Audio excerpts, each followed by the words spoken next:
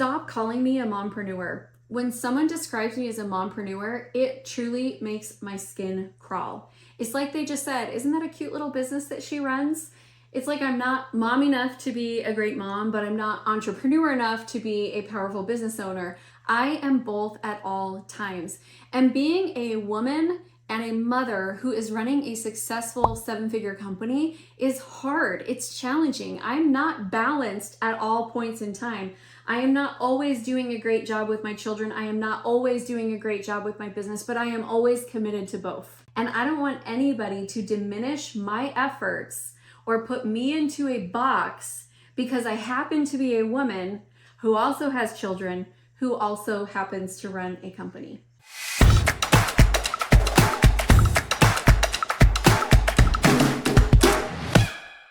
My name's Amy Walker, and I help small businesses get big results. For so many years as an entrepreneur, I felt like I had one foot on the gas and I had one foot on the brakes. I was raised mostly by a stay-at-home mom. During my early years, she was around a lot. She was the mom who did the field trips, and she was the mom who hosted the sleepovers and threw the birthday parties and all of those things. And when I was around 10 or 11 years old, she got her first job and she was gone. And I remember having to do chores and take care of younger siblings and all of these things that we didn't really feel emotionally prepared to do. And yet all of a sudden we were at home, little people taking care of little people. And I did feel a little bit of abandonment. And there was this story that I think happens to a lot of us when we're kids and we experience something traumatic like that we make up stories about what the rules were and what led to it. And one of my stories in my mind was that the first step towards her leaving was her starting to work. So you can imagine what that did to me as a mom who was also trying to be an entrepreneur. There was this constant one foot on the gas, one foot on the brakes type of a thing that was going on, where anytime my children needed something, we had medical bills that we needed to pay, I was gonna work really hard and pay those. Anytime that we needed a new car, I'm gonna work hard so we can get a car. We wanna go on vacation that's not camping or to visit grandparents, I'll work hard, I'll get it done. But then we would get to this point where business was going well and I was creating success, and all of a sudden I would hear the voices in my mind. You're spending too much time away from your kids. Look at all the stuff that you're missing. This is selfish. Everything is fine. You should be focused on your kids. And so I would put the brakes on. And what happened was we spent years in this roller coaster of up, down income where my stress level was directly tied to my bank account. And my bank account was tied to, were we currently in need and now I'm gonna work really hard? And then as soon as I would hit success, it's like, oh no, now that's too much success. I've gotta slow it down because I need to be there for my kids, because I wanted to be that present mom. I didn't want to miss anything. I felt like every moment of their lives was something that I needed to personally be at, and it was really hard. In fact, I would say that was the hardest season for my children because they never knew what to expect from me. Is mom going to be 100% involved and I can have access to her anytime I want? Or is mom going to disappear for long hours at a time and I don't know what I can ask of or expect from her because now she's working? Nobody could settle into a rhythm. There was no predictability, and that inconsistency was hard for both me and my husband. I don't think anybody won when I was doing business that way. One of the reasons why I really hate the word mompreneur is because there is this underlying toxic nature of mompreneur culture.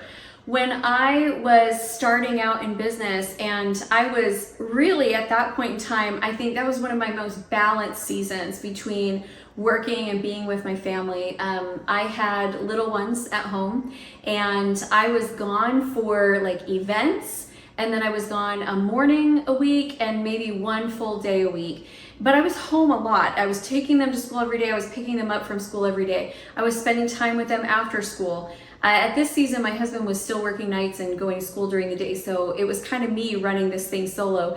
And I felt like I had mastered this art of balance.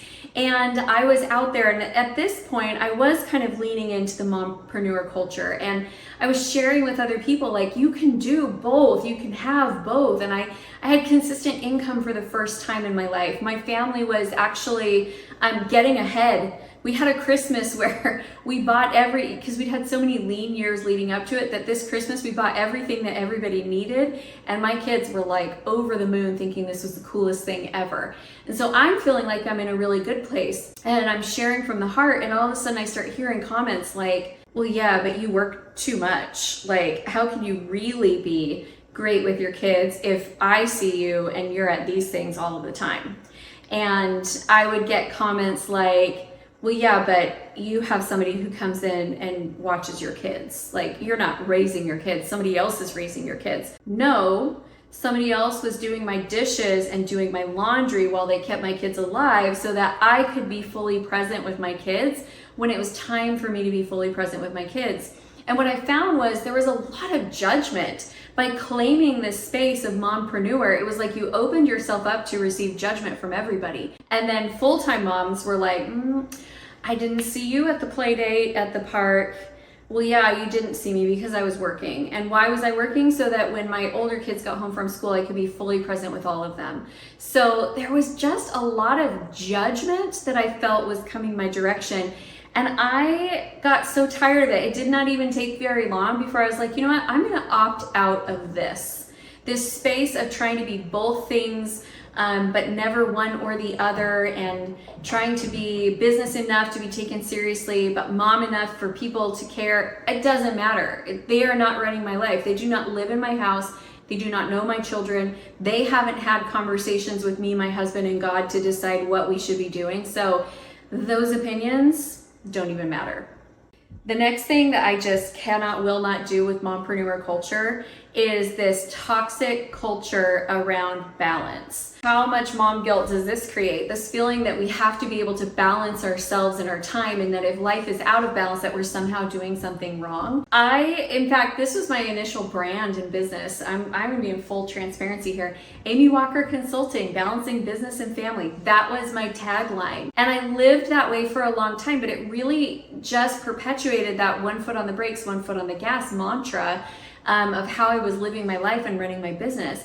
It also made it so that I never felt like there was enough of me to go around, and I was creating balance at the expense of me. And yes, during that season of my life, I was the one that was doing the homework and the one that was running kids around and picking up from soccer practice and all of those things, and at the same time building a multi-six-figure business, and at the same time nursing a baby, and at the same time not sleeping, not exercising, reminding myself to eat at the end of the day, and being so starving because I'm producing milk for a child and also not feeding myself, and losing my hair, which, you know, partially postpartum hair loss, but also partially because I don't think my nutrition was super great. So it had this balance that was really not balanced. And what I've learned since is that my job isn't to be balanced between all places at all times. My job is to be fully present at the right place at the right time. So there are moments when that means my door is going to be closed and you better not come in unless it's emergency and there's blood. Or that might mean that I'm going to be sitting at the table and I'm going to be playing games with you, and I'm not going to have my phone on, which is really hard to do. There are seasons where my business requires a really big push, and that means less time with family. That means that I am at the important things, but I am not at everything. And there have been times where my family needed to take the front seat, and I have scaled back my business to the tune of multiple hundreds of thousands of dollars that I am not making because I am making choices that during this temporary season where my family is experiencing challenges and hardships, that I am going to be all in, fully present for taking care of my family. This idea of balance is really, I think, should be harmony and purpose and alignment. Like, let's shift it. Let's get rid of the idea of balance and scales, and let's just focus on harmony, purpose, and alignment. Am I clear on what my purpose is? Am I living in alignment with my ultimate goals, which include both having a really strong family and having a really strong business? And am I living in a place where I have harmony between my relationships, between my business, and internally as well? Am I feeling good? Am I taking care of me? Because the reality is, you're the MVP in your life. your family, your business, a lot of things are going to fall apart. And if you are not putting yourself in the equation and you are doing what I was doing, which was putting myself on the back burner all the time. I mean, I remember telling myself, like, you know what, I'm just not going to exercise for several years. Like, I don't see that happening anytime in the future. I don't see myself getting enough sleep anytime soon. And I was just okay with it. I no longer believe that that's right and that that's good, because when you crash and burn, what's going to happen is your business kind of falls apart with it. As I share this video, I'm not sharing it with judgment, because I don't think that moms judging other moms helps any of us in any way, shape, or form. I think that we get to look at the situations around us and we just get to pick our own path. And so I invite you guys to pick your path, but pick the great one. Pick the one that feels inspired. Pick the one that is not driven by fear or doubt or insecurity, but the one that is fueled by that greatest and higher version of yourself.